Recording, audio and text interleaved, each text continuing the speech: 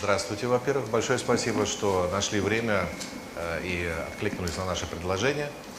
У нас сегодня мероприятие очень редкое, необычное.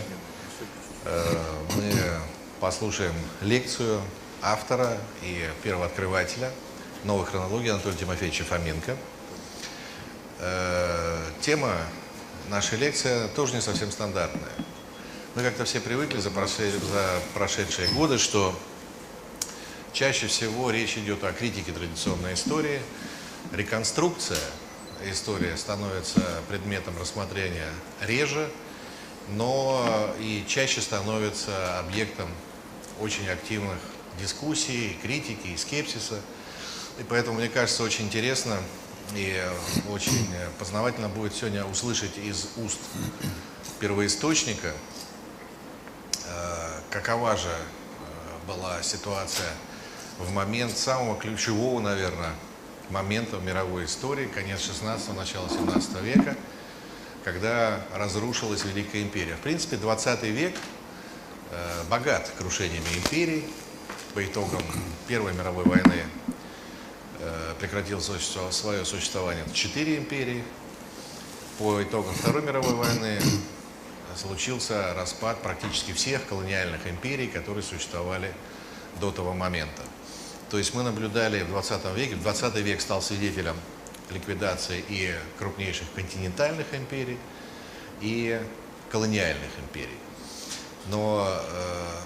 И мы помним, что все вот эти события сопровождались мощнейшими катаклизмами. Например, гражданская война в России, очень бурные события в Турции в момент младотурков, во время младотурков события в Германии и так далее. Но есть в мировой истории вот ключевой момент, когда вообще поменялась парадигма мирового развития, когда явилась совершенно иная политическая реальность, которая нам сегодня как раз привычна, понятна и кажется абсолютно естественной. Нам даже представить себе трудно, что может быть как-то по-другому, чем то, что мы видим сегодня, а именно вот это лоскутное одеяло из 200 с лишним государств на сегодняшний день. Когда-то их было вот еще не так давно, во времена Второй мировой войны, поменьше, около 50 государств, но тем не менее, вот это необыкновенное разнообразие языков, политических структур, политических руководств нам кажется единственно возможным существованием. Более того, традиционная история и приучает, и приучила нас давно к мысли, что вот эта вот разрозненность человечества, его жизнь в виде отдельных политических кусков, это и есть единственная возможная норма. Никаких других вариантов не может быть по определению. Хотя в той же традиционной истории есть рассказы и про крупнейшую по меркам, в кавычках, древнего мира Римскую империю, и про Золотую Орду, крупнейшую империю всех времен и народов, Монгольскую империю. Но, прямо скажем, психологически у нас очень мало корреляций с этими образами, и мы это воспринимаем более-менее абстрактно. А на самом деле такое явление, как единая средневековая империя, это была реальность на протяжении нескольких веков, и завершилась она чрезвычайно сложной, невероятно кровопролитной эпохой. Считается, что самое кровопролитное время в истории человечества – это 20 век с его 2 мировыми войнами. Но если соразмеряться с численностью населения 4 века назад, в конце 16-го, начале 17 века, на самом деле та эпоха, наверное, по кровопролитности, по количеству жертв, которая потребовала рождение новой политической парадигмы, наверное, превзошла 20 век и, может быть, даже кратно. Но это краткое вступление. Я бы хотел предоставить слово нашему лектору Анатолию Тимофеевичу. Прошу, Анатолий Тимофеевич. Спасибо, Андрей Владимирович. Я тоже благодарю слушателей за то, что вы пришли. Я надеюсь, вы не потратите свое время зря. Сначала благодарность проекту «Сфера» и Андрею Владимировичу Подонницыну, который эту лекцию организовал. Вообще мы выступаем не очень много, довольно редко, но благодаря его инициативе и разговорам мы решили, что действительно можно рассказать вкратце некоторые фрагменты, которые обычно выпадают из наших выступлений. Речь пойдет о работе, я все-таки хочу напомнить, нескольких соавторов. Новая хронология была создана совместно с Носовским Глебом Владимировичем, Калашниковым Владимиром Вячеславовичем и Фоменко Татьяной Николаевной. 4 автора, основные специалисты в этой области, и много лет они этой деятельностью занимаются. Сегодняшний рассказ не будет содержать никаких доказательств, это нереально и это не нужно. Доказательства изложены в наших книгах, их можно увидеть на нашем сайте, поэтому я рекомендую тем, кто, может быть, наш сайт не посещал раньше, сайт под названием chronologia.org. На нем на первой странице вывешены все наши книги, почти все, с текстами, с иллюстрациями. Их можно прочитать. Там доказательства, там комментарии. На первой же странице сайта можно увидеть критику в наш адрес, наши ответы на критику, последние новости. Поэтому те, кто захочет вникнуть более подробно в эту тематику, приглашаю на наш сайт.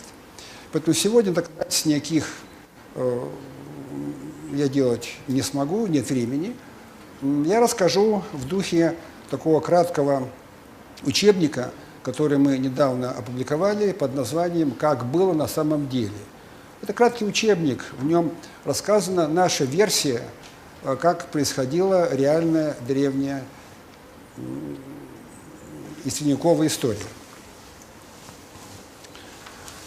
Но, тем не менее, я хочу начать все-таки с краткого обзора, в котором очень коротко напомню, может быть, не все это хорошо помнят, историю вопроса, историю проблемы, упомяну предшественников, очень коротко напомню о методах, хотя бы название наших методов, которые мы разработали, а потом более подробно скажу о реконструкции, то есть тот сюжет, который подвергается обычной большей критике. И затем, как уже говорил Андрей Владимирович, может, во второй части лекции особенно подробно, попробую рассказать о том, что же произошло в конце XVI – начале XVII века, и что происходило потом на протяжении 100 лет XVII и XVIII веков.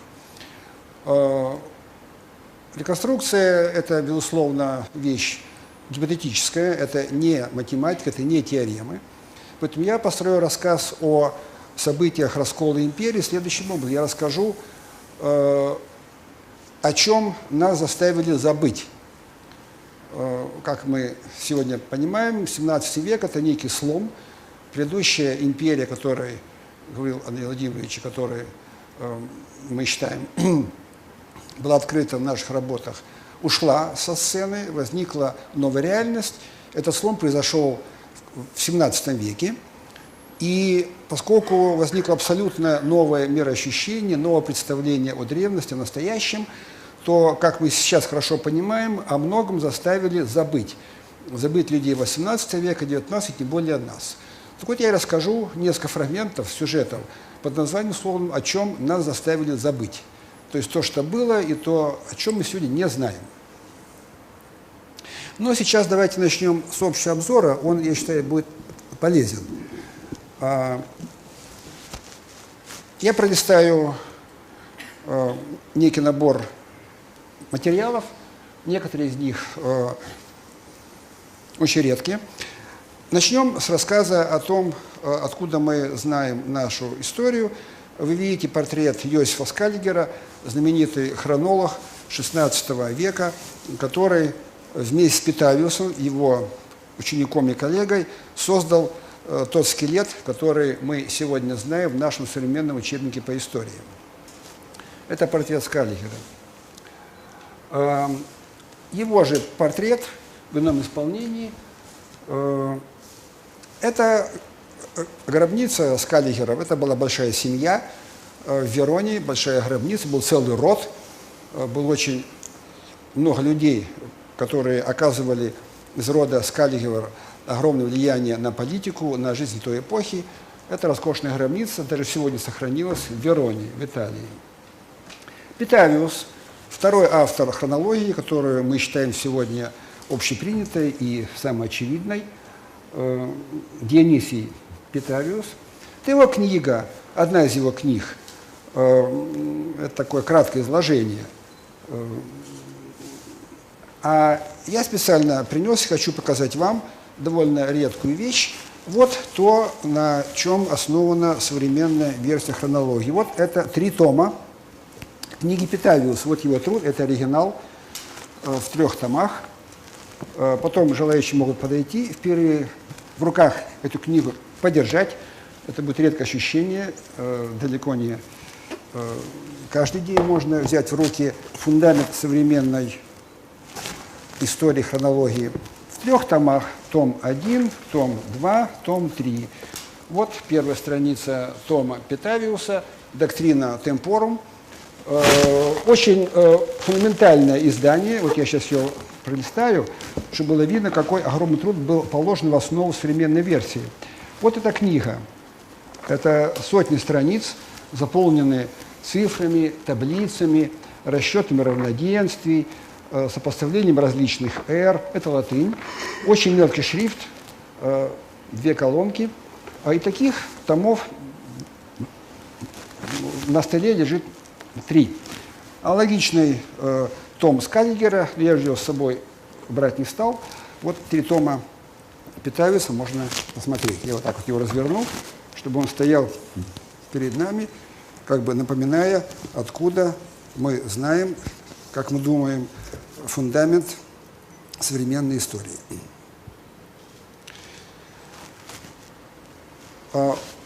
Это все происходило в начале XVII века. Это одна из страниц каталогов хронологических таблиц. Это уже поздняя версия, XVIII век. Вот так они рисовали в те годы, как был устроен мир, как была устроена история. Рисовали города, людей по оси время, императоры. Такой очень подробный и детальный стиль. Виден по труду Питавиуса, насколько это было все подробно организовано.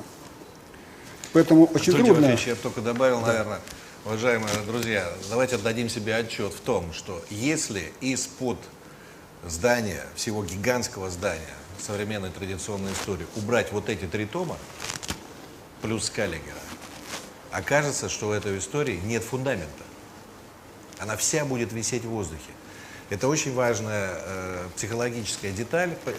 Мы привыкли к тому, что якобы история описана в сотнях, в тысячах книг, манускриптов, летописей каких-то там, толстых книгах и так далее.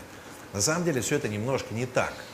Книг действительно написано очень много, существует огромное количество манускриптов, и рукописных, и печатных. Но вот без этих 3 томов все это здание висит в воздухе. Вот да, настолько... это верно. Это фундамент. Он сегодня считается забытым, он ушел как бы глубоко вниз, внутрь, на дно.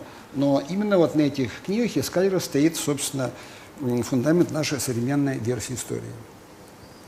Но потом началась критика, она себя не заставила долго ждать. Фамилии известны, мы их многократно в наших книгах озвучивали. Одним из первых был испанский историк Дер Силла, который заявил, что версия Скаллигера и Питавиуса неверна, причем неверна в грубых размерах. Речь шла не об 1-2 годах плюс-минус, а о десятках и о сотнях лет. Следующий автор Жан Кардуин, знаменитый французский автор, 18 век, написал несколько томов, который заявил, что версия вот эта вот неверна. Затем Англия, Эдвин Джонсон, тоже несколько томов, более развернутое изложение, впрочем, без ссылок на Дер Силлу, большие претензии к версии Скаллигера и Питавиуса. Германия, Роберт Балдауф, автор большой книги, в которой на основе филологии подверг критике хронологию Скаллигера и Питавиуса. Ну, еще несколько томов снова Эдвин Джонсон. Исаак Ньютон, одна из наиболее ярких личностей в критике хронологии Скаллигера и Питавиуса, написал знаменитую книгу «Сокращенная хронология древних царств». Есть замечательная история, я не буду ее пересказывать. Он опасался ее издавать, эту книгу, она вышла в свет буквально в последние дни его жизни, причем против его воли. Книга была как бы выкрадена и переправлена во Францию, там она была опубликована. Ньютон первым на пути критиков выступил совершенно четкими и понятными нам, математикам и физикам, утверждением. Он заявил, что даты не просто неверны, а он предложил некие изменения, сдвиги дат. Вкратце скажем следующее, что историю Древней Греции Ньютон предложил поднять все датировки вверх примерно на 300 лет. Историю Троянской войны он предложил сдвинуть вверх примерно на 1000 лет. А историю Древнего Египта, которая уже в его время застыла вот в этих вот трудах и относилась задолго до начала нашей эры, по его заявлению надо было спрессовать в интервал примерно 300 лет и поднять вверх примерно 1800 лет. Книга вызвала большой скандал, была выведена из обращения научного, и, собственно, мы ее вернули к жизни в наших публикациях, когда мы обнаружили, что эта книга имеет самое прямое отношение к новой хронологии. Мы ее переиздали у нас в России, и теперь она доступна широкому кругу читателей, и желающие могут с ней ознакомиться. Она тоже вышла на нашем сайте. Вот титульный лист его книги «Chronology of Ancient Kingdoms Amended». Следующее имя тоже многим известно. Замечательный русский энциклопедист Морозов Николай Александрович. У него очень бурная, богатая биография.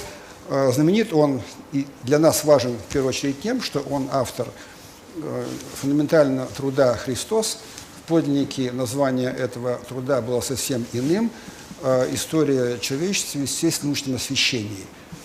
7 томов, в которых он подверг жесткой критике версию Питавиуса Скаллигера и заявил, что она нуждается в передатировках. Он впервые предложил методы естественно-научные, в первую очередь астрономические, для анализа датировок, и поэтому с полным правом мы можем его считать основателем научного взгляда на хронологию древности. Это его ранний портрет, более поздний портрет, еще более поздний портрет.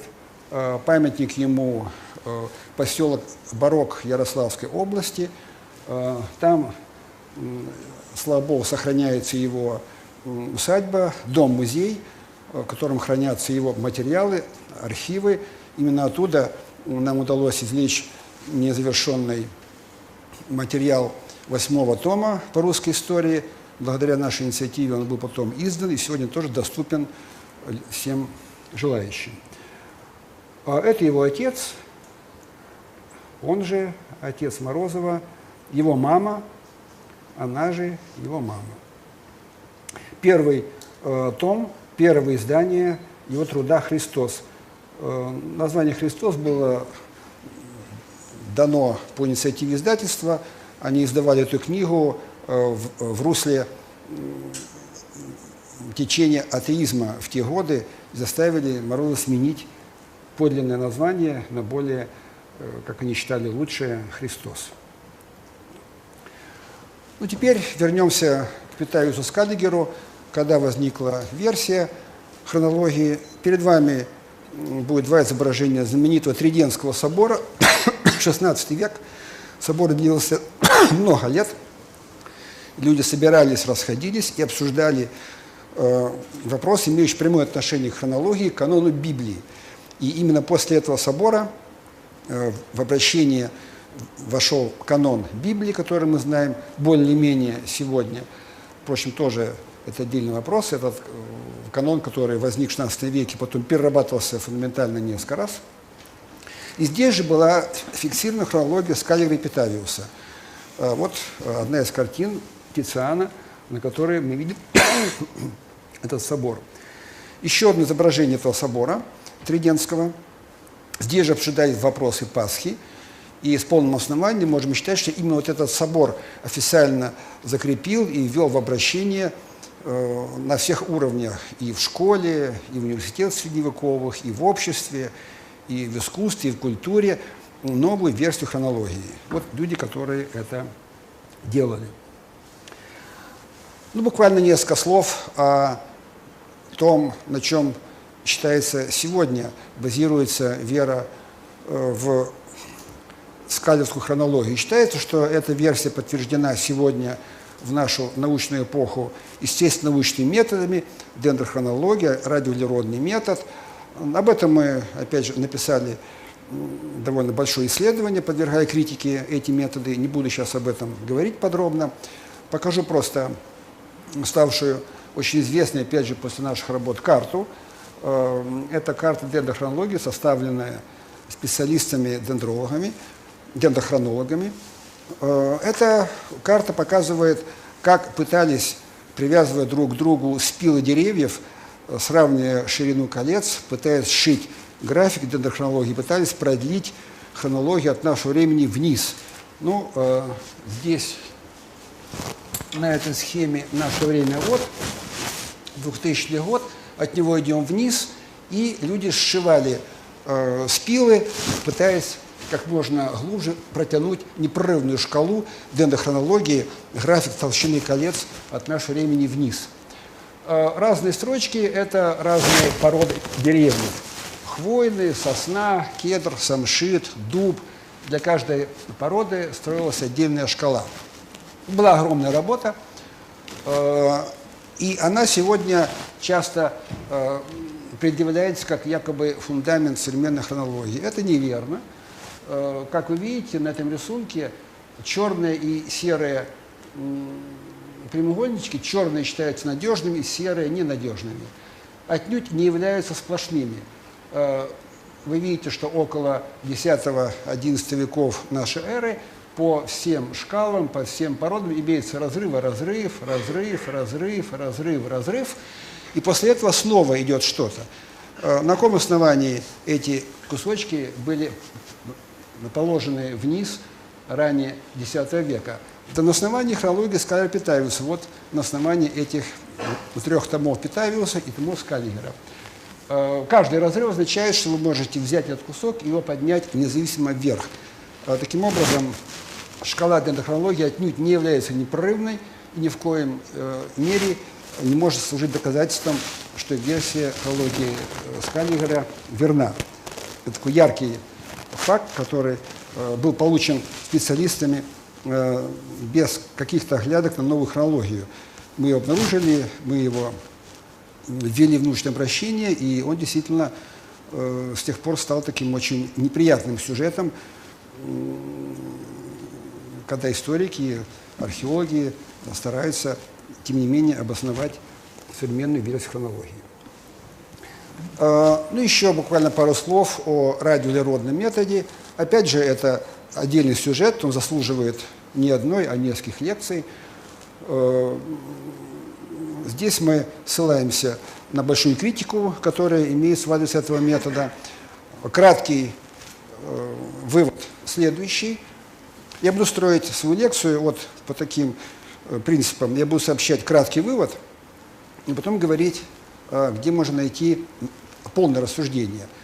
Полное рассуждение, опять же, на нашем сайте в книге «Основание история» можно прочитать. А краткий вывод следующий.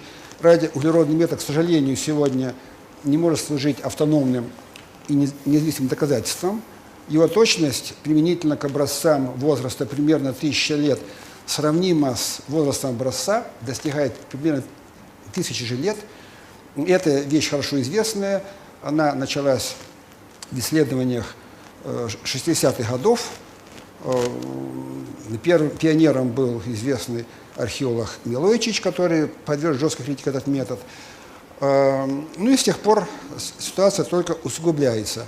Сегодня чисто официально речь идет во всех научных книгах об условных радиоуглеродных датах. Они не претендуют сейчас на абсолютность. А применение этого метода на практике, к сожалению, довольно порочно. Еще Милойчич обнаружил, что лаборатории, получая образцы от археологов, получают от них же примерную дату образца, и роль физиков сводится лишь к тому, чтобы выбрать из возникающего спектра радиоуглеродных дату, которая ложится более-менее хорошо в принятую дату скаллерской версии.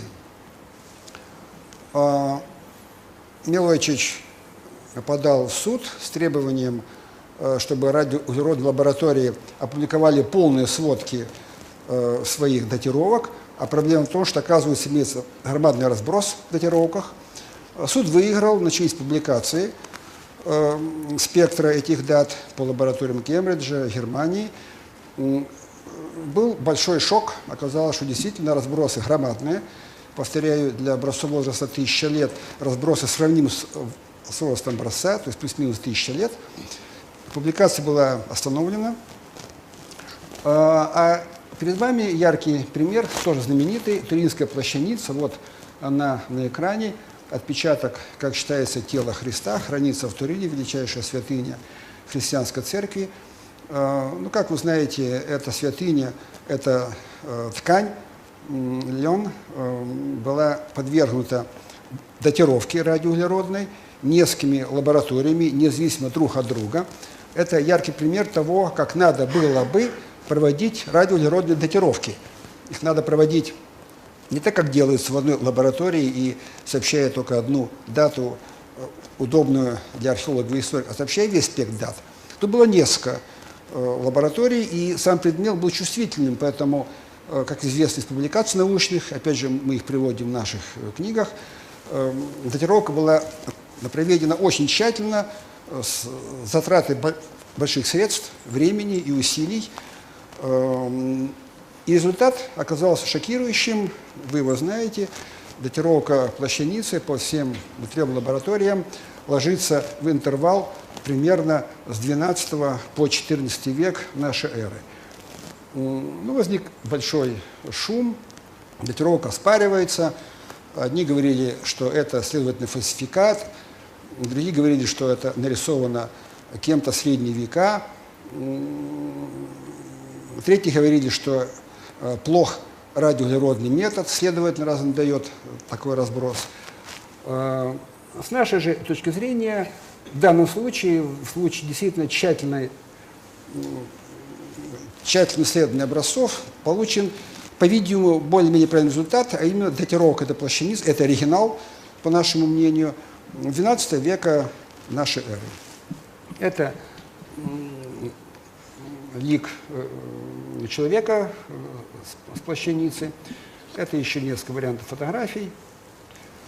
Это вкратце я напомнил проблемы с радиоуглеродным методом, чтобы слушатели не думали, что этот метод дает независимое обоснование этих 3 томов Питавиуса и Скаллихера. Далее, теперь сделаем скачок во времени и перейдем уже вкратце, очень коротко, к нашим исследованиям. Ну вот совершенно отдельный сюжет. С этого, собственно, и начались работы по новой хронологии. Это была моя работа, старая, она началась в 1973 году. Была опубликована замечательная работа американского, английского астрофизика Роберта Ньютона. Он был очень видным, замечательным ученым в системе НАСА. Они занимались созданием навигационных систем для военных целей, для космоса, для ракет, для самолетов, для подводных лодок. Для этого надо было заниматься исследованием движения Луны. Это нужно для корректировки траекторий. Ну и по ходу дела он поставил вопрос, очень естественный, изучить так называемое ускорение Луны в прошлом. Ну вот на рисунке показан некий угол, называется элонгация. Вот, скажем, Солнце, Земля, Луна. С Земли смотрим на Луну, с Земли смотрим на Солнце. Угол между ними называется элонгацией. В данном случае это лунная элонгация. Ну, а это элонгация Венеры аналогично. Этот угол есть функция времени. С течением времени эта величина меняется. И интересно, вторая производная. Вторая производная – это ускорение Луны. Роберт Ньютон исследовал вопрос, как ведет себя ускорение Луны в прошлом. Построил график, основанный на анализе лунных солнечных затмений, ну и за последние 200 лет график основан на анализе астрофизиков, наблюдений уже современных с помощью телескопов. Вот график ускорения Луны, рассчитанный Ньютоном. Он вызвал большой шок в научной среде астрономов и астрофизиков.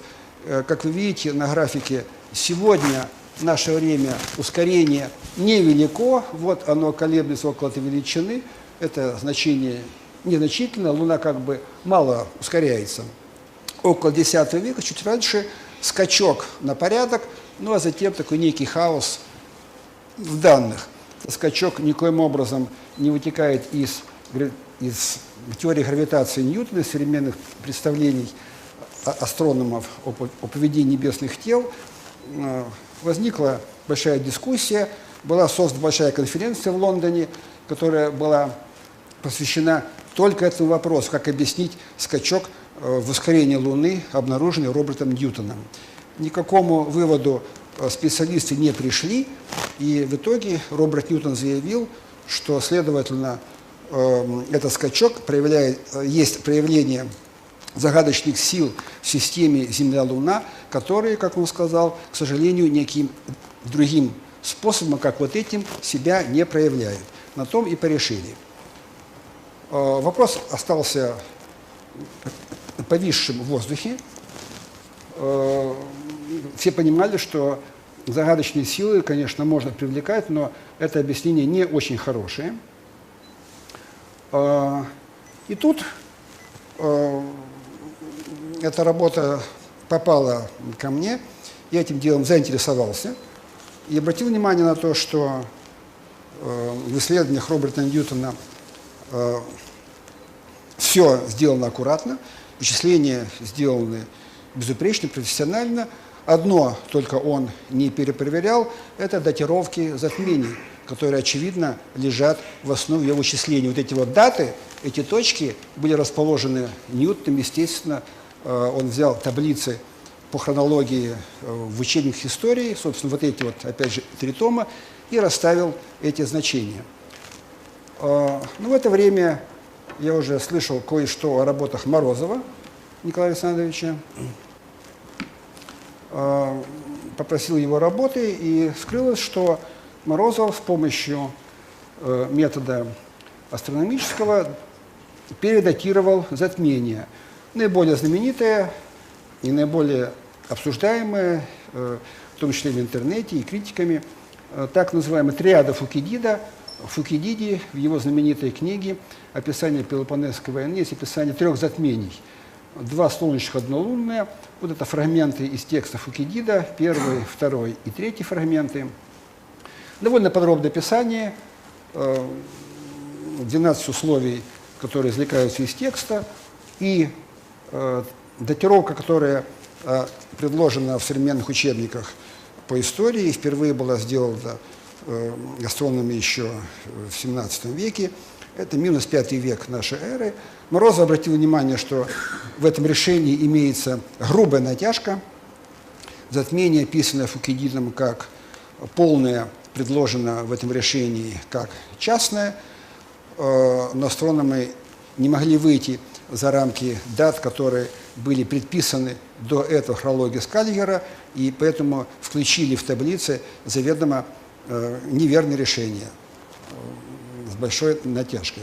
Морозов сделал передатировку, обнаружил совершенно неожиданно идеально точное решение, вот оно изображено. Все условия из текстов Фукидида, извлекаемые, выполнены идеально, но это триада, как вы видите, XII века нашей эры. Я потом вопрос заново анализировал, было любопытно, какое будет решение следующее по качеству за этим. Есть еще одно решение, оно немножко хуже, чем вот это решение. Там не все современные программы вычислительные показывают одно из затмений как полное, не как кольцеобразное. Но стало понятно, что вот расширение допусков оставляет только решение Морозова, вот оно вот на экране, 12 век нашей эры. В общем, это факт, который побудил заново вернуться к исследованию Ньютона. Затем было сделано следующее. Его вычисления были повторены, но в фундамент были положены не даты, взятые из учебников, а новые даты, взятые из работ Морозова и рассчитанные потом нами. Внизу видите график новый, который возник. Он качественный, со слюной характер.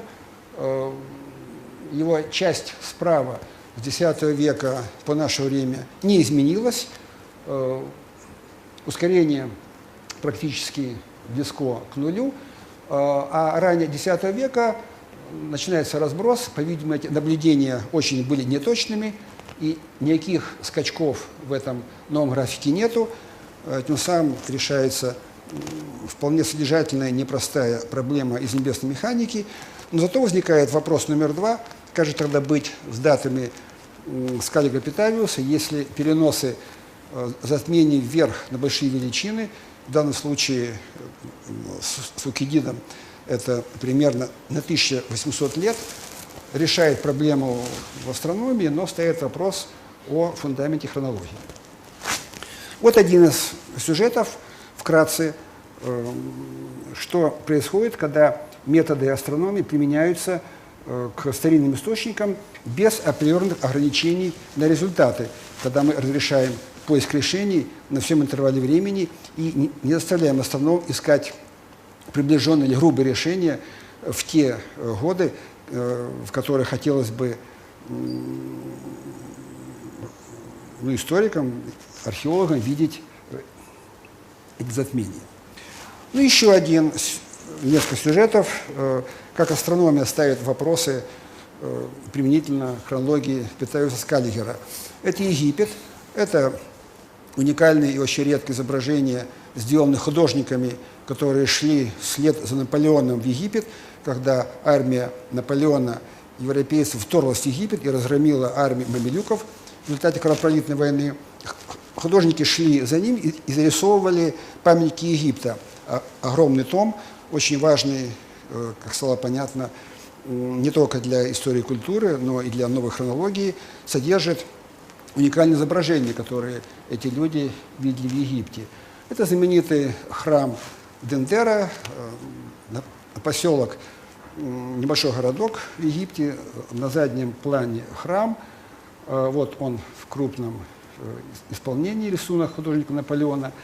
Это вид его снаружи. Храм очень большой, видите его размеры. Это современная фотография. Он, в общем-то, сохранился до сегодняшнего дня более-менее в нетронутом виде. Вид его с северо-востока. Вот вид самолета. В центре храм, он окружен стеной, постройки. Устроено очень похоже на современные монастыри, как у нас в России, как многие монастыри в Европе. Голубеньким отмечен сам храм. Еще вот храм в центре стоит. Чем этот храм нам интересен? В нем были обнаружены европейцами, которые вошли с Наполеоном, два огромных изображения каменных, два барельефа, так называемый круглый и длинный Дендерский зодиаки. Перед вами прорисовка художника Наполеона круглого зодиака, несколько метров в диаметре изображения, много фигур. Как сразу поняли художники, и это верно, это изображение зодиака. Здесь показаны зодиакальные созвездия и планеты в виде путников, которые идут по этому зодиаку. Это фотография этого зодиака. В Лувре он был выломан и вывезен еще в те годы давно в Лувр. Там отдельный зал для него, зодиак там можно увидеть. Это фрагмент оригинала в Лувре. Еще один фрагмент, кстати, область, где показана Венера и Луна. Это длинный зодиак на потолке храма Дендерского. так называемый гипостильный зал, это огромное сооружение, вокруг которого, собственно, стоит храм. На потолке огромное изображение, барельеф раскрашен, он был раскрашен. Краски сохранились более-менее и сегодня, но он сильно был поврежден в одном месте. Это уже после Наполеона. На наше счастье сохранились рисунки Наполеона. Это такая цепь изображений, здесь расположена одна по другой. На потолке они вытянуты одна вслед за другой. Ну и очень легко распознать, это, собственно, было обнаружено еще в XIX веке, что здесь на потолке храма и на круглом зодиаке показаны созвездия. Это карта Дюрера, сравнение изображений созвездий зодиакальных с тем, что нарисовано в храме в Дендерах, показывает совершенно ясно, что это, собственно, одна и та же символика, она же европейская, одна же, как сейчас, древнеегипетская. Сам храм и зодиак, естественно, были датированы чудовищной древностью. Сначала много тысяч лет до нашей эры, потом датировка поползла вверх, остановились окончательно археологи и историки на датировке этих храмов и изображений где-то в первом-втором веке нашей эры. Сравнение с картами Дюрера показывает, что это на самом деле зодиак. Ну и ясно дело, все астрономы понимали, что тогда его можно датировать. Гениальная идея древних заключается в том, что если вы хотите записать дату, то это сделать довольно просто. Надо посмотреть на небо. На небе видны огромные часы астрономические. Это зодиак, по которому ползут планеты. Ученые поняли в свое время, что для каждой планеты есть свой период обращения. Эти периоды несоизмеримы. И зафиксировав положение планет на зодиаке, вы получаете дату. Совершенно замечательная идея, и она использовалась в массе изображений в Египте, в Европе. Об этом как раз я скажу чуть позже. Но эта ситуация рассчитываема, зная сегодня положение планет по зодиаку и располагая сегодня хорошо измеренным периодами планет, можно рассчитать их положение в прошлом и найти, когда же на небе возникала та картина, которая, скажем, показана на зодиаках храма Дендерах, на круглом и на длинном. Ну и датировки были сделаны. Начал эту работу Морозов. Как стало потом понятно, после наших работ мы очень много сил и времени потратили на анализ этих зодиаков. Он ошибся, и окончательный ответ был получен нами уже в наших исследованиях с помощью разработанных нами программ. Они вывешены, кстати, на нашем сайте chronologia.org. Любой желающий может их, используя и взяв за основу изображение или фотографии этих зодиаков, перепроверить наши результаты. Результаты следующие. Решение однозначно. Кстати, пару слов. Надо понимать, что у такой небесной картины, если бы она была нарисована из головы, решения не было бы. Тот факт, что решение есть, и оно точное, оно идеально, доказывает, что это не просто фантазия художника, а это реальные часы, нарисованные в камне, выбитые на стене храма. Ну и понятно, что потратить огромный труд на высечение огромных барельефов ради фантазии было бы немножко странно. Совсем другое дело, когда люди записывали дату. Тогда оправдан труд, оправданы деньги, которые шли на это, и оправдано, что этот храм действительно приобрел некую замечательную дату, которая, слава Богу, дожила до нашего времени. Так вот, даты. Даты следующие. 1165 год, 1168 для длинного зодиака и 1185 год для круглого зодиака. Это 12 век нашей эры. Разница с датировками, которые сегодня можно в учебнике по истории посмотреть, достигает многих сотен лет. Ну и об этом вкратце я скажу пару слов. Это пример не единственный. За прошедшие годы мы обработали очень много материалов, связанных с изображениями зодиаков и планет на них. На сегодняшний день мы обнаружили более 50 таких изображений. Из них некоторые были известны, типа зодиаков в Дендерах, некоторые были нами открыты. Они все обработаны, все они датированы. Ну и сообщу краткий ответ, резюме следующее. Все эти датировки якобы очень древних изображений, античных, раннесредневековых, попадают отнюдь не туда, куда их надо было бы положить по хронологии Питавиуса Скаллигера, попадают в интервал с XI века нашей эры и вверх до XVIII, а некоторые даже до XIX века нашей эры. Именно эти датировки, уже, повторяю, больше 50 примерно, ложатся в фундамент хронологии новой. Это некий такой скелет, некий костяк, некие гвоздики, которые мы забиваем в ось времени, и на них уже можно вешать все остальные события. Императоры, цари, войны, империи и тому подобное. Поэтому даты, которые извлекаются из зодиака, очень важны для воссоздания правильной хронологии. Ну и буквально несколько слов о других методах. Было разработано около 7 методов. Это один из них. Называется метод корреляции максимумов. В хрониках, которые до нашего времени дошли, обычно имеется распределение материала по годам. Сказано, в каком году что происходило. Можно измерить объемы этих сообщений. Возникает график, функция объема. Ну и сравнивая эти графики, можно установить, что выполняется следующий очень естественный и простой принцип, что если два хрониста описывают одну и ту же эпоху, хотя, быть может, они удалены от этой эпохи, то точки всплесков функции объема и хроник будут примерно в одних и тех же местах. Вот здесь условно показаны функции объемов двух хроник, x и y. X от t – это количество текста, которое в данной хронике отнесено к году t, y от t с какими, скажем, строками или страницами описан этот же год t в другой хронике y.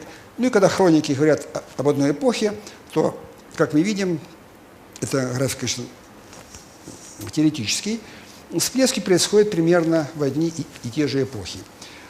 Ну и вторая часть эксперимента, который был проделан, состоит в том, что если хроники независимы, то тогда их графики объемов никак не похожи друг на друга, всплески происходят в разных точках, никакой разумной корреляции нет. Отсюда вытекает метод датировки. Вы находите некую хронику и хотите ее датировать. Сравниваете ее всплески со всплесками хроник, даты которых вам известны. Если вам удалось найти хронику, которая имеет хорошую корреляцию, то вы, следовательно, можете датировать найденную вами новую хронику. И второе применение этого метода следующее.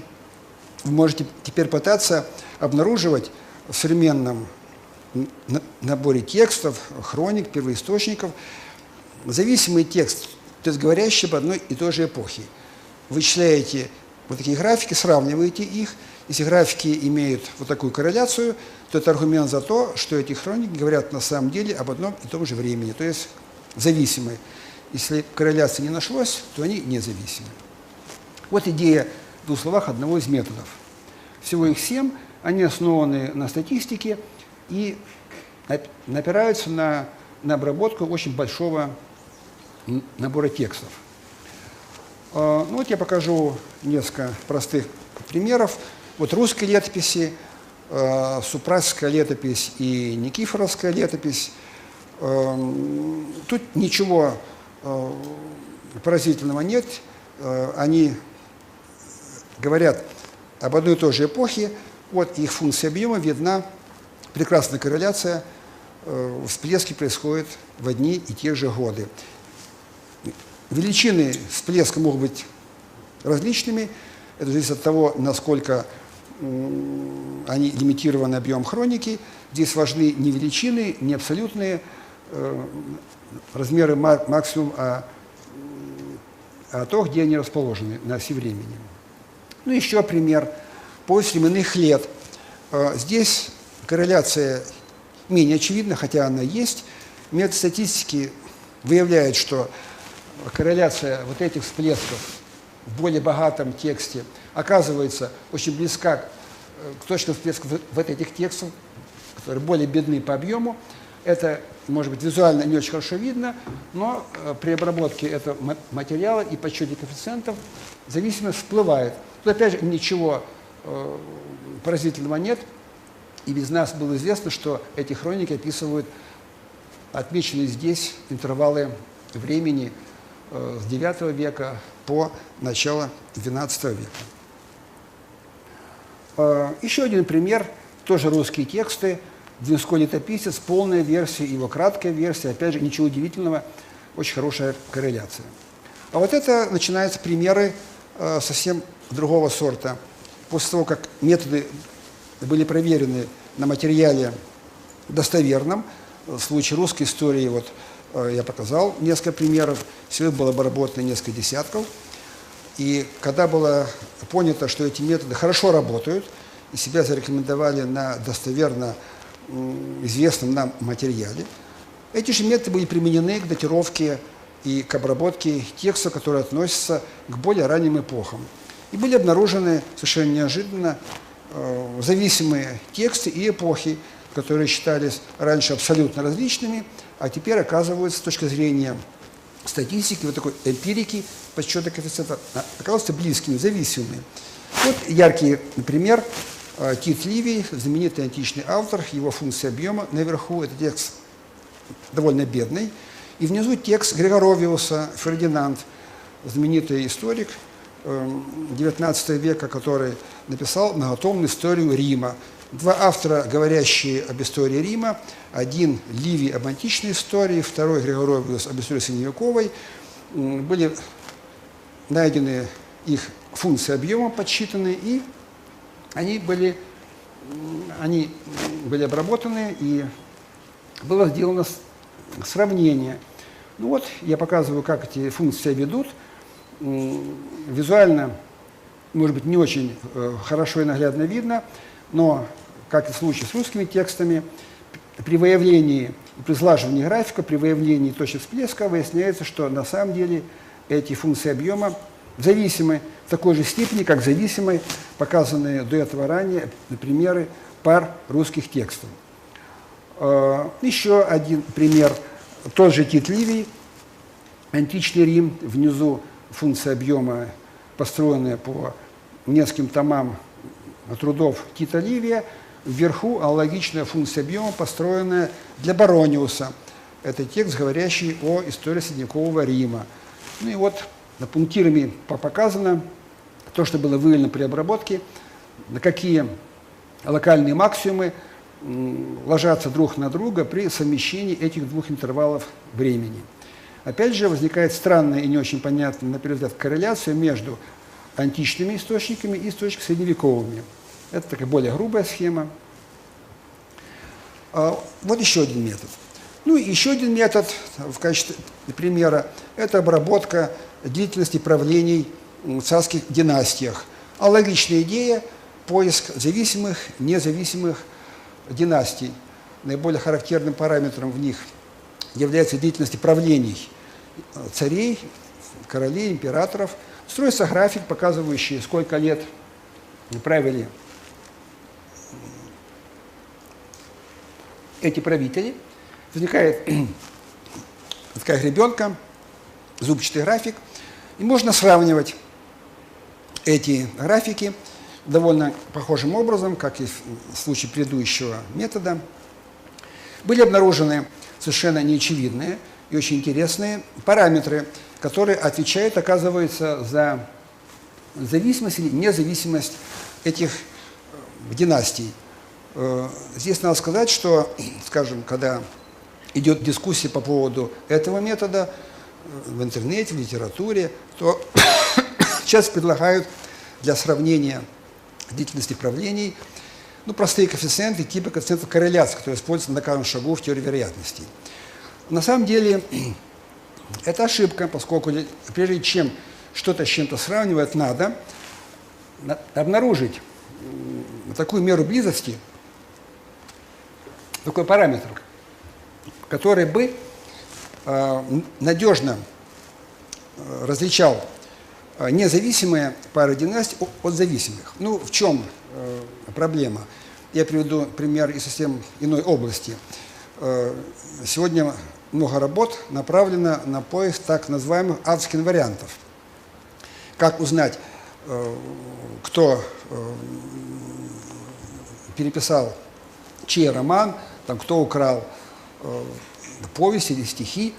Для этого ищут варианты авторские, то есть параметры, которые внутри одного автора более-менее постоянны, а для разных авторов и для групп авторов различны. Такие параметры обнаруживаются, но один из параметров был найден в наших работах, средний процент служебных слов. Сегодня найдены аналогичные параметры на основе марских процессов. Так вот, чтобы что-то с чем сравнить, чтобы дать ответ на вопрос.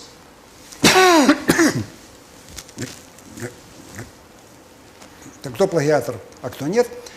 Сначала надо найти параметр, который позволяет различать уверенно зависимые тексты от независимых. Это некая отдельная работа, она непростая. Взявши наугад, скажем, в инварианте за параметр длину предложений, вы скоро увидите, что этот параметр авторов не различает.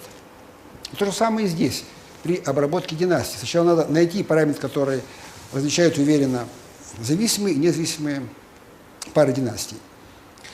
Ну, такие параметры были нами найдены. Они себя хорошо оправдали при обработке материала на достоверном материале с 17 века по наше время. Было обработано много династий правителей.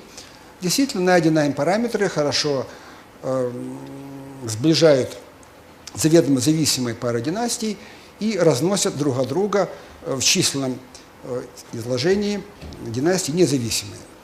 На этом основании эти же методы были применены к династиям, которые относятся традиционно за границу 17 века, а именно в более ранней эпохе. Было обнаружено неожиданно много пар зависимых династий, которые считаются сегодня совершенно различными во всех смыслах. Ну и я сейчас покажу серию графиков, показывающие, какие именно пары династий оказались близкими с точки зрения нашего метода выявления зависимых и независимых пар династий. Ну вот на этом графике две династии из эпохи Римской империи, так называемая Вторая и Третья империи. Это та же самая информация, но изображенная для наглядности на оси времени. Видно, что совпадение, конечно, не буквальное, но тем не менее одна из династий была сжата в хронике, вторая чуть-чуть растянута, но тем не менее, как показывают подсчеты, корреляция очень яркая и указывает, что перед нами две зависимые пары династий. Ну и так далее. Я уже не буду подробно говорить о каждом из этих сюжетов. Здесь информация, полученная в итоге обработки Библии. Это сравнение династий царей Израильского царства по Библии с Римской империей. Довольно хорошая корреляция. Иудейское царство по Библии и Восточная Римская империя. Логично, корреляция была обнаружена в истории римского епископата. Слева на эпохе 141 по начало XIV века, справа второй фрагмент с начала XIV века по середину VI века. Далее каролинги и Третья Римская империя. Та же информация показана на оси времени, где четко видно, куда смещались в результате ошибок хронистов длительности правлений, взаимное расположение правителей на оси времени, но это не портит корреляцию длительности между ними. Еще один яркий пример – это Римская империя с X по XIII века слева, а справа Римская империя с IV по VI века нашей эры. Та же информация на оси времени. Видно, что даже есть некие перестановки. Вот здесь в начале даже была некая путаница, какой был порядок. Здесь сначала вот этот, потом вот он, Генрих, здесь было наоборот. Тем не менее, повторяю, сами длительности хорошо коррелируют. Эта информация показывает, что иногда в хрониках, естественно, возникали даже перестановки соседних правителей. Еще один пример. Римская Германская империя с 10 по 13 век, империя Габсбургов с 13 века. Та же информация на оси времени показана для наглядности. Еще один пример. Священная Римская империя в Италии с X века и античная империя в истории Рима начинается с Помпея, Суллы, Цезаря. Та же информация в ином исполнении на оси времени. Видно, что нижняя династия, это Вторая Римская империя, сжата чуть-чуть по сравнению с ее дубликатом вверху. Тем не менее, взаимные корреляции, как показывает вычисление, здесь все ведут очень хорошо. Эти коэффициенты, параметры очень малы, очень близки, эти династии. Еще одна династия, Римская Германская империя, 10 по 13 век, Иудейское царство по Библии. Та же информация на оси времени. Еще один пример – корреляция Израильского царства с империей германской нации с 10 по 12 века. Та же информация на оси времени показана для большей наглядности. Очень важный параллелизм. Слева цари и ханы русско-ордынской империи с 13 века по 17 век. Ну а справа империя Габсбургов за тот же самый период. Здесь нет сдвига во времени, это одна и та же эпоха, но совершенно разные, как считалось до сих пор, династии правителей. Слева, повторяю, цари-ханы русско-ордынской империи, а справа империя Габсбургов, якобы чисто западноевропейская, с резиденцией в Вене, в Праге. Та же информация для наглядности на оси времени расположена. Ну, это сюжет тоже интересный. История армянских католикосов слева. В центре Священная Римская империя, хорошая корреляция. Справа Иудейское царство по Библии. Еще одна корреляция в истории Византии. Первая и вторая, так называемые Византийские империи. Третья Византийская империя, Вторая империя, хорошая корреляция. Они же на оси времени для наглядности показаны, они же. Это сдвиг, обнаруженный нами в русской истории. Вверху и внизу два потока правителей из русской истории. Сдвиг примерно на 400 лет, довольно хорошая корреляция. Продолжение этого сдвига в следующей эпохе. Тот же сдвиг в русской истории на 400 лет, показанный уже на одном графике.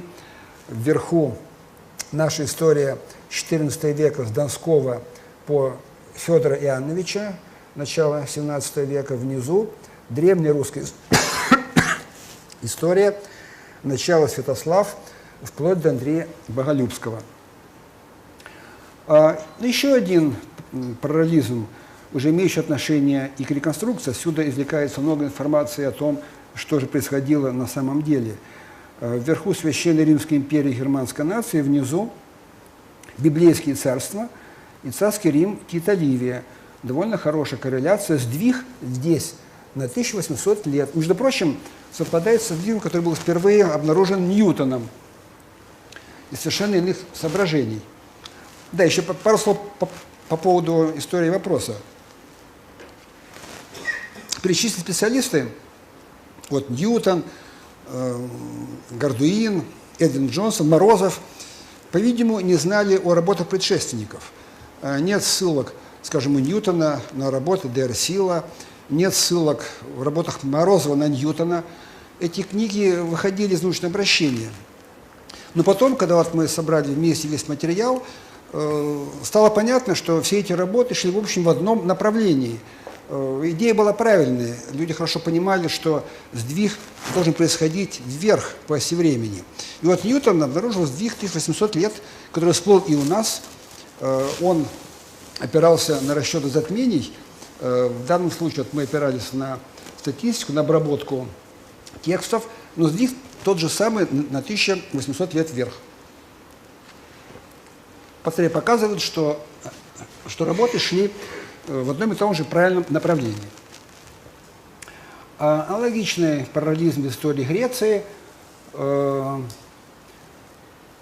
уже не буду тут комментировать, тоже очень важный параллелизм, связывающий историю Англии с историей Рима.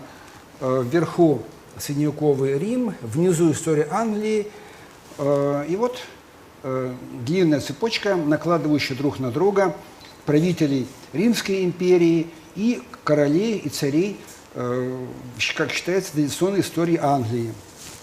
Этот же параллелизм на оси времени будет таких 3 куска. Это длинный параллелизм, он тянется несколько сотен лет, что само по себе очень поразительно и показывает, что это глубокий факт, лежащий в основе ошибок в хронологии. Это я пропущу. Ну вот, это я пропущу, чтобы не захламлять рассказ. Что было сделано затем? Затем было сделано следующее. Вся эта информация была оформлена в виде большой схемы под названием «Глобальная хронологическая карта». Вы видите, что информации настолько много, что удержать ее в голове, а тем более как-то упорядочить невозможно. Сотни, тысячи дат, имен, сдвиги на разные величины, сдвигов несколько, не только на 1800 лет, есть сдвиг на 300 лет и на 1000 лет. Поэтому для того, чтобы привести в порядок весь огромный объем материала, было сделано следующее. На оси времени была представлена вся информация о династиях, войнах, персонажах, о правителях на интервале от минус 2000 года до 17 века. Вот принцип изображения. Каждый правитель отмечался как некий отрезок, такой жирный черный отрезок. Его начало – это начало правления, конец – это конец правления. Ну и становится визуально видно взаимное расположение их на оси времени, кто соправитель, кто за кем правил, кто позже, кто раньше. И можно одновременно показывать и историю церкви, и историю светскую, и историю военную. Это было сделано, то, что было сделано, называется глобальной хронологической картой. Вот наверху 2 строки. Вот эта строка и эта строка. Это учебник Скайлера Питавиуса. Вот он. Вот этот учебник, изображенный на оси времени. Здесь отмечены, повторяю, империи, правители, войны, деятели культуры, науки в своих датах. И одинаковыми буквами, скажем, R и R, К и К, отмечены обнаруженные дубликаты. Они были обнаружены с помощью наших методов. Получилась довольно сложная картина. Это светский учебник, а наверху Библия показана, тоже обработанная по тому же принципу. Ну и главный результат нашей деятельности, формальный, проверяемый, и который любой желающий может потратить нужное время перепроверить. А поразительный факт оказалось, что вот этот длинный учебник, вот все, что здесь вот написано, было получено путем очень простого процесса. Была сделана ошибка. Вот имеется некая хроника, начальная хроника, она короткая, существенно короче, чем хронология Скайлера Питавиуса. Потом было взято ее 3 дубликата, ее 3 экземпляра, почти тождественные. Вот эта хроника была сдвинута вниз примерно на 333 года по отношению к оригиналу. Потом взяли еще один экземпляр, вот он, тоже это примерно она же, и была сдвинута вниз на величину примерно 1000 лет. Потом взяли ее же, сдвинули вниз на величину 1800 лет, как раз на величину сдвига, которую впервые увидел Ньютон. После чего эти 4 хроники, 1, 2, третья, четвертая были наложены друг на друга, сшиты в одну длинную хронику. Ну и получился длинный учебник, который тянется от 17 века, он вплоть до далеких столетий, ранее начала нашей эры. Это и есть современный учебник нашей истории, который мы знаем из школ, из университетов. Это, в нем найдены дубликаты, это разложение этого учебника в сумму 4 сдвигов. То есть были сделаны ошибки. Одна и та же история была отдублирована, размножена в количестве нескольких экземпляров и сшиты не как нужно было бы, положив одну на другую, а вытянув по оси времени, и получился неверный, очень удлиненный и ошибочный по сути учебник истории. Вот, собственно, это главный результат применения методов к анализу старых хроник. Это та же карта, она расписана более подробно. Здесь рассказано, что значат эти символы, эти буквы, эти блоки. Что такое N, что такое К. Скажем, К – это царский Рим, Тита Ливия. N – это папский Рим, история средневековой Греции. R – это история, блок, Священная Римская империя германской нации. И вот видно, как они расположены были на фильме, как они были сшиты неправильно. По поводу сдвигов. Некое объяснение, которое показывает, как эти сдвиги всплывают в записях дат, ну, вплоть до XVIII века. Откуда, скажем, мог возникнуть сдвиг на 1000 лет, о котором мы говорили? Вот была показана карта, вот сдвиг хроники С3 на 1053 года. Даты оказались ошибочными в итоге на 1000 лет. В чем это проявилось? Надо обратить внимание, как пишут сегодня, точнее, как сегодня можно увидеть записи дат на старых храмах, домах, памятниках в Европе. Ставится буква единица, ставится точка, а потом маленькая цифра, там 595 в данном примере. Дело в том, что раньше единичка была не единичкой, а буквой И, сокращение от имени Иисус, или Джезус ставили букву G. Такая дата означала, по-видимому, очень простую вещь. От Иисуса 595 лет. Но потом, когда была сделана передатировка в работах Питаюса Скаллигера, букву И, то есть начальную букву имени Иисус, объявили обозначением 1000, и тем самым к дате добавилось 1000 лет. Если это запись как бы в арабской нумерации, то будет якобы 1595 год. Возникла ошибка на 1000 лет. Таких записей сегодня сохранилось очень много. Когда эффект стал понятен, то вы можете во время своих поездок обращать внимание на записи дат. Вот одна из гравюр Альдорфера, вот запись даты И с точкой 706. Вот один из рисунков Дюрера, вот запись даты И с точкой 524. Видно, что именно не единица, а буква И с точкой. Поэтому реальные события были ближе к нам, как мы сейчас понимаем, вот в данном случае примерно на 1000 лет. Ну, еще один пример, это, скажем, из музея в Австрии, запись дат, снова И или Ж 670. Еще просто навскидку таких дат сотни и тысячи в Европе. Ж 603 от Иисуса, буква Ж 603 года. Еще примеры. Мебель старинная с выставки, запись дат. Ну вот Ж 660, Ж 599, тут точка стоит. Аналогичные записи Ж, и потом идут более мелкие цифры. Вот яркий пример из одного из храмов, из одной из церквей Швейцарии. И, прямо в явном виде И, потом пятерка, а потом справа две меньшие цифры. Вот увеличенные «и», то есть первая буква имени Иисус и пятерка.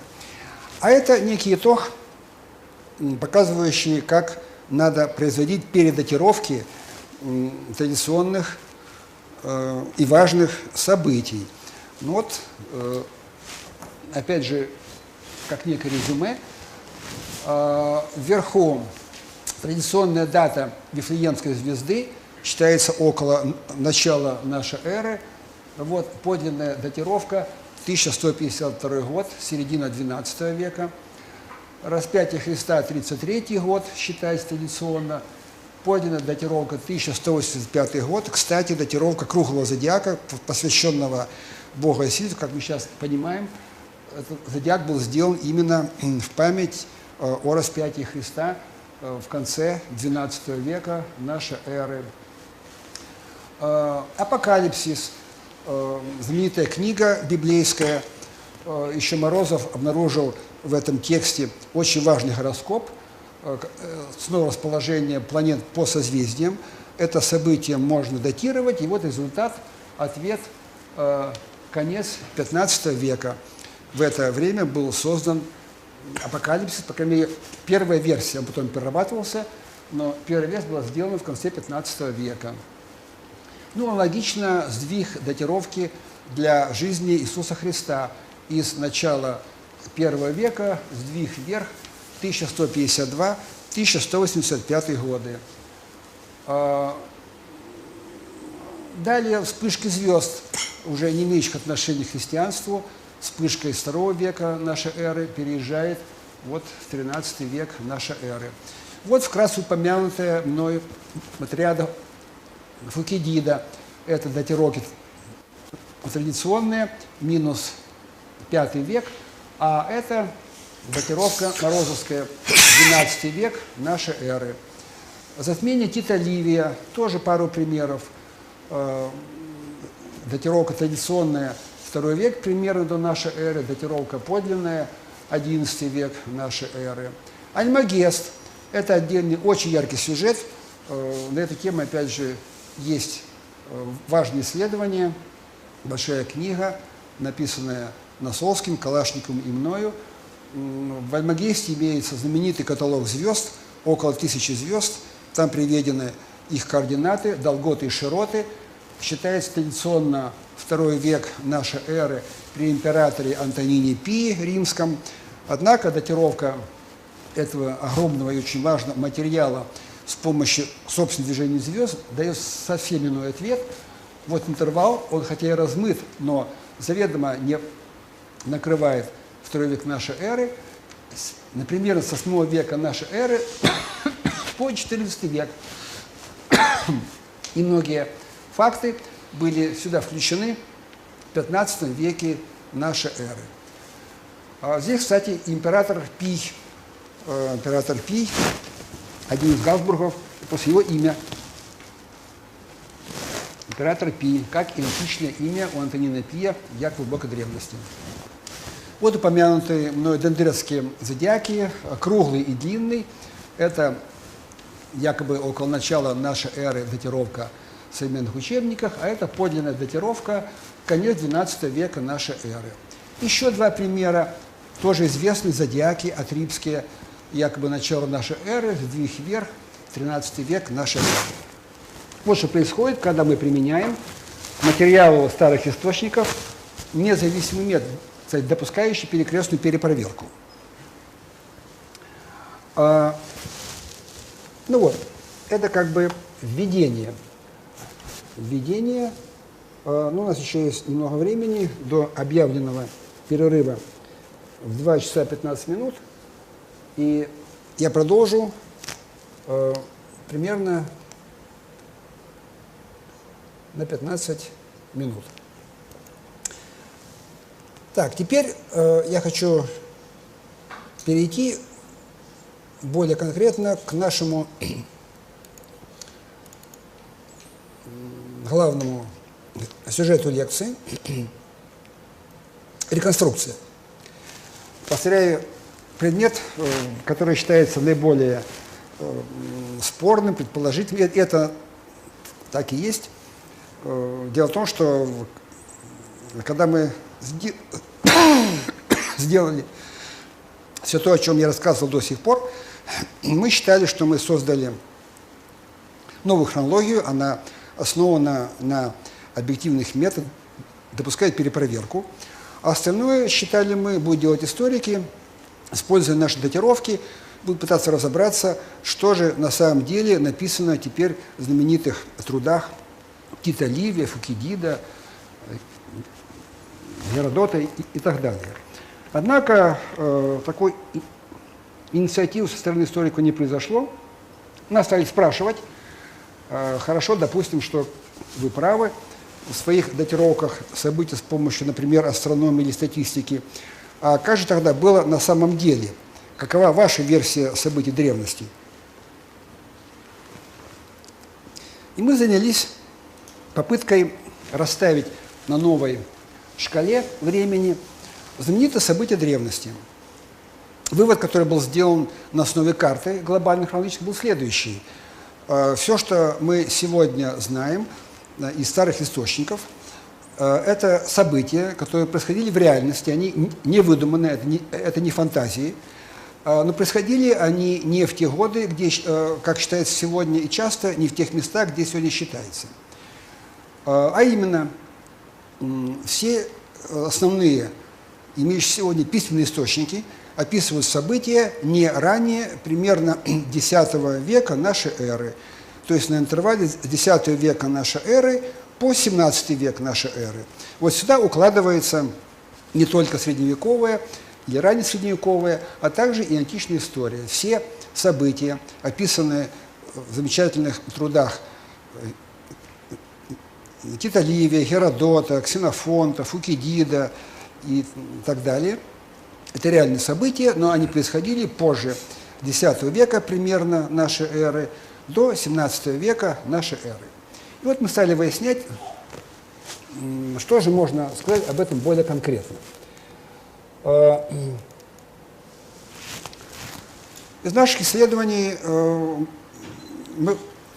был обнаружен поразительный факт, а именно, что на территории Евразии с XIII века нашей эры по начало XVII века существовала империя.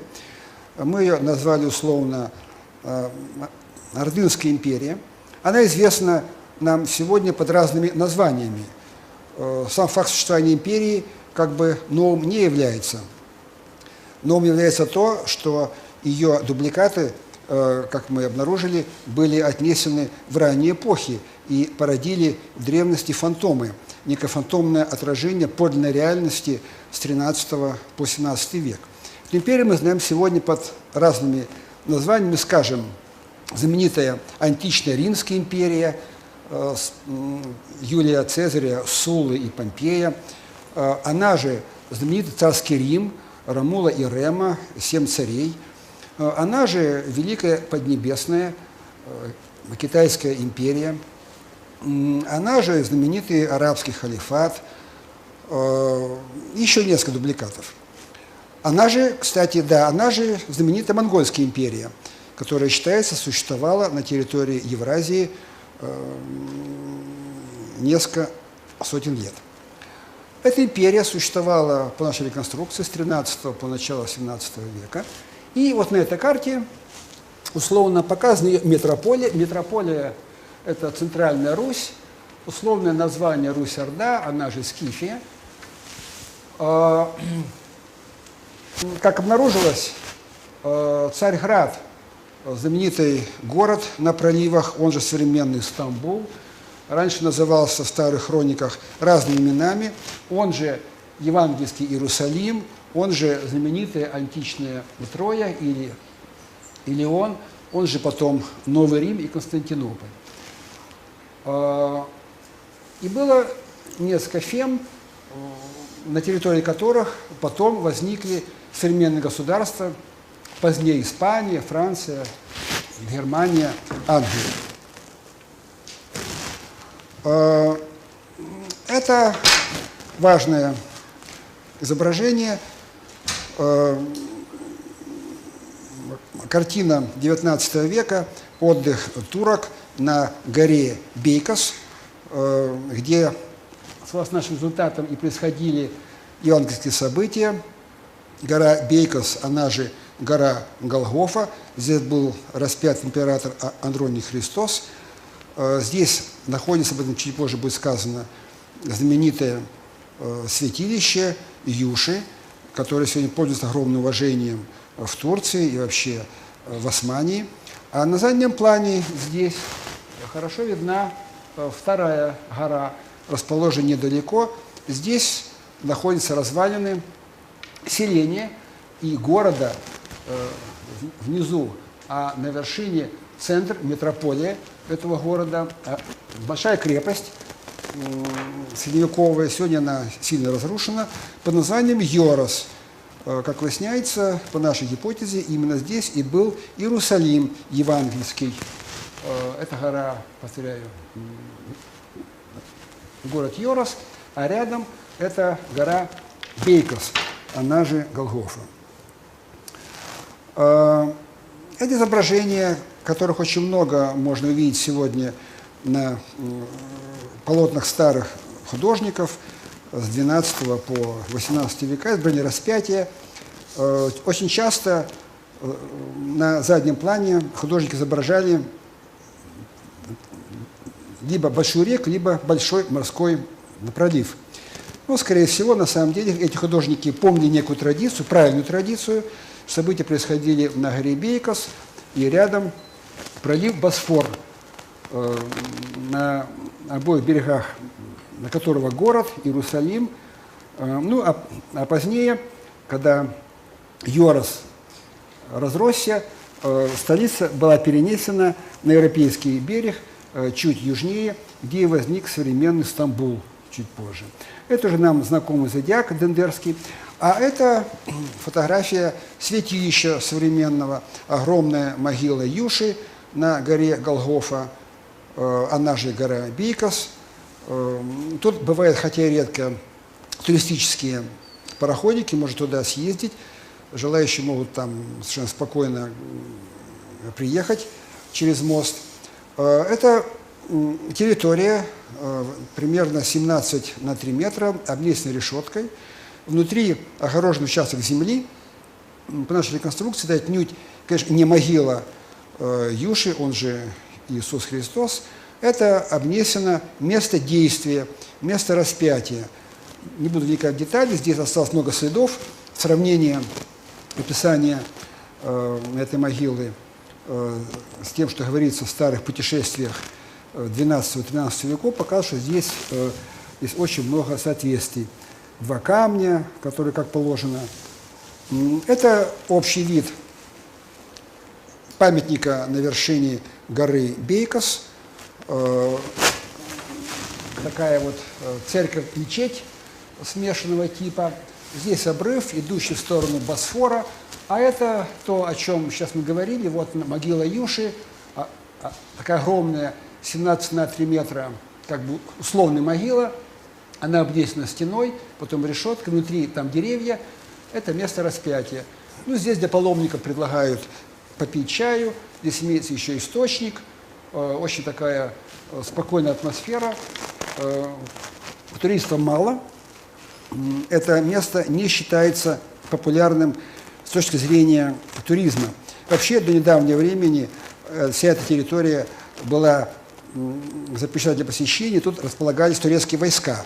Но потом их вывели, они смещены чуть в сторону и, наконец, открыли эти места для свободного посещения. Это тоже фундаментальный результат наших исследований. Это обнаруженные нами дубликаты императора Андроника Христа. По нашей реконструкции именно он, его жизнь была описана в Евангелиях, и он породил в старых документах, легендах, мифах, как выясняется, более чем 100 отражений. Вот наверху условно показано время жизни Андроника Христа, это вторая половина XII века, а здесь черными точками показаны его дубликаты. это смещение вниз, он размножился более чем на 100 копий.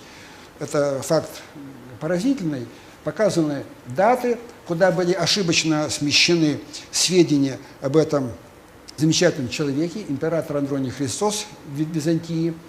Он же описан в старых текстах русской истории под именем Андрей Боголюбский, он же Андрей Первозванный. И тут перечислены его имена, под которыми он остался в Скаллеровском учебнике истории, но это имена другие, и поэтому считают, что якобы совсем другие люди. Но тем не менее, как показывает анализ, все эти персонажи – это фантомное отражение одного и того жизнеописания императора Андроника Христа из XII века. Ну, несколько можно назвать для того, чтобы как-то сориентироваться. Ну, Василий Великий, знаменитый святой, якобы V века нашей эры, несколько императоров Римской империи. В их жизнеописании тоже были включены огромные фрагменты жизнеописания Андроника Христа. Вот и Домициан, Коммод, Эливер отец, Эливер сын, Адриан. Есть дубликаты, которые были обнаружены в персидской истории, очень много дубликатов в мифологии, боги и полубоги, Зевс, Нарест, Радамант и тому подобное. Неудивительно, чем, по-видимому, было крупнее событие, тем больше оно порождало отражений. Крупная личность была описана в массе хроник, и потом эти хроники были датированы неправильно, были разбросаны по оси времени, и теперь мы собираем их вместе, возвращаем на свое место, конец, вторая половина XII века. В итоге жизнеописание этого человека и, собственно, всей эпохи, в которой он был погружен, становится более насыщенной, более яркой. И мы узнаем очень много такого, что, скажем, в Евангелии не отражено. Это даже не реконструкция, это просто мы изобразили на оси времени обнаруженные нами дубликаты. Ну вот вверху изображена история Руси-Орды, Куликовская битва, взятие Царьграда ханом Османом Магометом II, взятие Казани Иваном IV. А внизу показано, как эти события были описаны, скажем, Титом Ливием, и как они спустились вниз и породили там фантомные отражения. Ну, скажем, Куликовская битва была описана античными авторами XVI-XVII веков, как вторая знаменитая латинская война в истории Рима и Карфагена. Пунические войны – это тоже отражение событий более поздней эпохи. Все три войны знаменитые. Первая, вторая, Пунические войны. Знаменитый Карфаген, оказывается, это одно из названий того же Царьграда, он же античная Троя, он же Иерусалим. Значит, вот одно из наглядных изображений, обнаруженных нами дубликатов. Эта реконструкция показана на оси времени. Вот это идут века, а это основные события. Сначала Древний Египет, Ветхий Рим, столица его Александрия. Это очень древняя история, нам почти сегодня неизвестная, с 9 по 10 века примерно нашей эры. Потом 11 век, метрополия в Царьграде, потом знаменитая Троянская война, происшедшая после распятия императора Андроника Христа, и крестовые походы. Это одна эпоха, и крестоносцы, как мы сейчас начинаем понимать, в рамках нашей реконструкции, шли мстить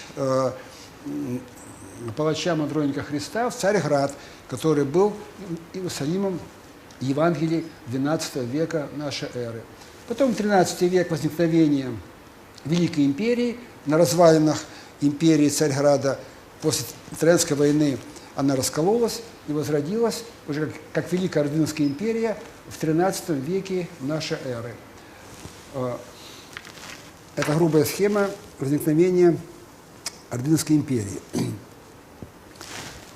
Тоже реконструкция. Ордынская империя – это метрополия, Владимира, Суздальская Русь, а это стрелки, показывающие направление колонизации еще мало заселенных земель Западной Европы, Евразии, а потом и Америки, войсками и колонистами Руси Орды. Эти вот названия, которые мы видим здесь, Пермь, Вятка, Югра, были потом при создании ошибочной хронологии перенесены Миллеровско-романовской версии истории с подлинных царств и провинций в Западной Европе на территорию Руси, где и породили нам известные сегодня названия Пермь и Вятка, возникшие реально в веке в 17-18, а подлинные территории с этими названиями – это Западная Европа. Вятка – это Испания, по-видимому, Пермь – часть Германии, Австрии. Дальше реконструкции. Это расширение колонизации. Опять же, метрополия, Великий Новгород, он же Ярославль на Волге, он же античный Рим, описанный, например, как царский Рим Тита Ливия, ну и распространение колонизации. Великие моголы в Евразии, здесь же Пега и Орда, откуда и название Пекин, это территория Манчжурии современной и Китая. Западная Европа, опять же, я уже говорил, Пермь, Югра и Вятка. Ну, а это колонизация 15-16 века, когда колонисты дошли до побережья Атлантики, колонизация продолжилась, знаменитое плавание Колумба, это следующая волна колонизации, уже морской, оно же описано в Библии очень сжато и кратко, как некий символ, как плавание патриарха Ноя через великие воды, и открытие и освоение нового света – это Северная Америка. Это все события конца 15-го, начала 16 века. Так расширялась империя в это время. Тоже реконструкция, но факт довольно яркий. Поставим себя на место императора Хана, который сидит в метрополии империи, и он должен организовать жизнь огромных территорий. Ну, как он будет делать? Ну, он будет расставлять, например, на одинаковых расстояниях от центра, от метрополии, ставки, чтобы можно было легко передавать сообщения, деньги, казна, документация, военная информация. Через примерно равные интервалы будут ставить ставки по радиусам, исходящим из метрополии. Это такая некая условная схема. Они же торговые пути. Потом здесь возникали местные столицы, когда была забыта первичная идея, такая радиально-симметричная, время шло, люди забывают, что происходило. Тут в этих местах возникали местные столицы. Это такая некая теоретическая модель, как себя ведет разумный правитель, пытаясь организовать жизнь административно грамотно на больших территориях. Ну вот реальность, вот показаны две такие окружности, реальные столицы на территории Европы и Евразии сюда. Эта информация была получена не путем так вот взяли и нарисовали, а на глобусе была сделана следующая важная работа. Это было некое отдельное исследование. Бралась точка на глобусе, от нее измерялись по меридианам на глобусе расстояние до центров местных столиц. Возникал набор чисел, а потом, меняя центральную точку, выяснялось, для какой же точки этот набор чисел лучше всего ложится вот на такие окружности. Во-первых, не факт, что они появятся, но они появились. Скажем, если бы мы считали, что центром империи была бы Италия, тогда бы, если считать, что именно Рим был метрополией и были бы окружности с центром в Риме.